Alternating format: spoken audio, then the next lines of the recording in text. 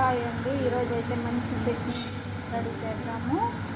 దానికి కావాల్సినవి మినపప్పు, శనగపప్పు బాగా వేయించుకోవాలి, దోరగా వేగాలి.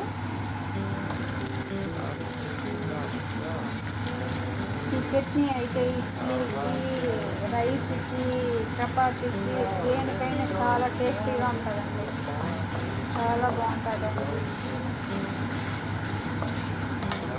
చట్నీకి కావాల్సిన ఐటమ్స్: పచ్చిమిర్చి, 2 ఎండుమిరపకాయలు, పుదీనా, కొత్తిమీర, కరివేపాకు కడిగి పెట్టుకున్నాను, టమోటాలు, ఉల్లిపాయలు, అల్లం, గార్లిక్. మినపప్పు వేగుతా ఉంది కదా, శనగపప్పు, మినపప్పు దోరగా వేగినాక మనం పచ్చిమిర్చి, ఎండుమిర్చి వేస్తాం దీంట్లో.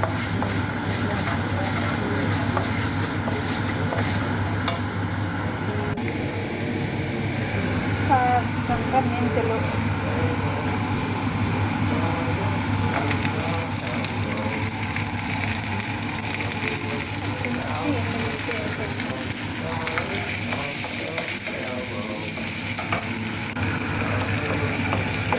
దీంట్లో ఇప్పుడు ఒక చిటికెడు జీలకర్ర, ఒక 1/2 టీ స్పూను, ధనియాలు ఒక 1/2 టీ స్పూన్ వేసుకోండి. ఉల్లిపాయ, అల్లము, గార్లిక్ వేసేసాం కదా, బాగా వేగని. ఇప్పుడు కొత్తిమీర, పుదీనా అన్నీ వేస్తున్నాం కదా, బాగా వేగని.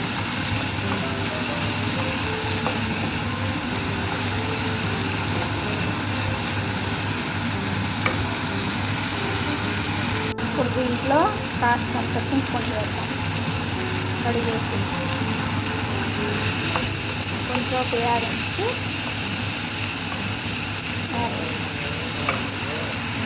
ఇప్పుడు చూడు బాగా వేగిపోయింది కదా, చాలా టమోటాలు అంతా బాగా వేగిపోయింది కదా మొత్తము. ఇప్పుడు దీన్ని ఆపేసి కాసేపు ఆరబెట్టేసి చల్లారినాక మిక్సీ చేస్తాం.